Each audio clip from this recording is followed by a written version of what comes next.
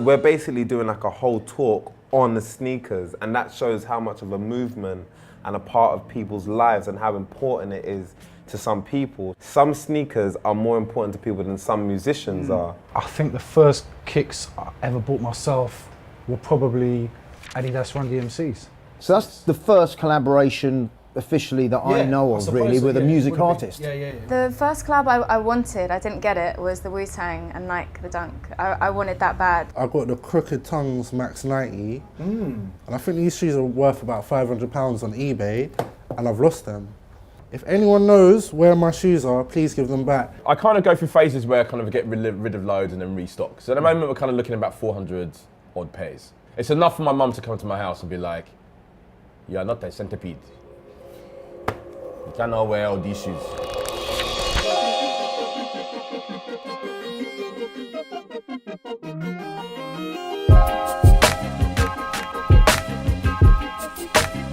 This has got everything. This is not just filling in the gaps of history and stuff that you might not know or I might not know. Also shows you kicks that you totally forgot about, kicks I've never seen before in my life. Any kicks you want? Half the book. I think it really just cements all of the interesting things and moments in time over, the past kind of decade, really. I love it. I think it's really accessible because, to be really honest with you, you don't really want to read too much in a book like this. We wanted to put everything in there, didn't we? Like, every fact that we knew about it or could find about it, we wanted to show every aspect of it. And also, it's really educational. This was released via Dave's Quality Meats. I wouldn't know that, but you probably do. So it's that's why I think it's educational. You basically sit there and you ponder and you look and you go back and you flick and you go back, and I guess that's a testament to a great book and great design. For me, when you get a book, it's about paper quality. It's about how it feels, when you're holding it. It's about how it's going to look when it's on the shelf with the other books. This is a good book. It's great to be able to look at all these collaborations and find them in one place. I think the best collaborations are both the brand and the individual putting their things to the table, and I think that's completely important to keep everything fresh and interesting. If you do a collaboration, you have to think about artists, you have to think about clothing designers, you have to think about, even the head of the company himself being like, all right, cool, I'm gonna put my name in. I think these are all the little things that you do that add value and kind of justify why you should go in and get a trainer like that, because the chances it may never ever come back.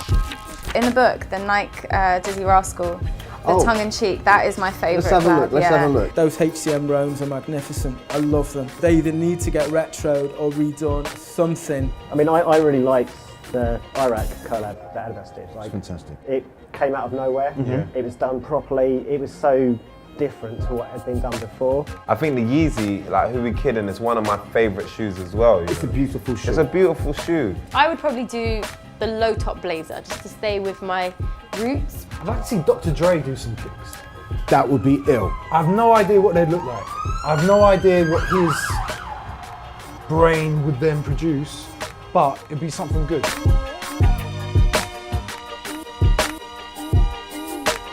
Well, what's really good about this is there's progression. Yes. And it's almost kind of like, with these two books, they kind of show how it's evolved and also where it's going. Because obviously there's so many limited editions and new models out there, we tried to keep it so that the models that were in the first book were in the second book. And you kind of see how it's moved on. No, they did a great job. It's the perfect continuation of what we started with the first book. And everyone's scared of a sequel, but this book nails it as far as a sequel. It complements the first book brilliantly. I think it goes without saying, U-Dox from the start of sneaker culture has always been the cutting edge. The history goes deep, you know what I mean? The thing I like about U-Dox is kind of I remember when they basically were like, we're gonna go and do this trainer thing. And everyone was like, why are you going to do that? Why would you want to document and take photos of shoes? I don't know who else you go to in London to put a book together like that. They are the only people who I think can pull off something like this. I have to say this is one of the best trainer books that I have actually ever seen. Wow.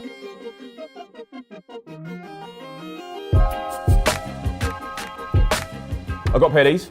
Yeah, they're bad boy shoes with Dizzies. I actually have a pair of these that have a big lump of dog doo-doo on the bottom, Which is kind of funny because, you know, Dirty Stank and all that. They're worth more, right?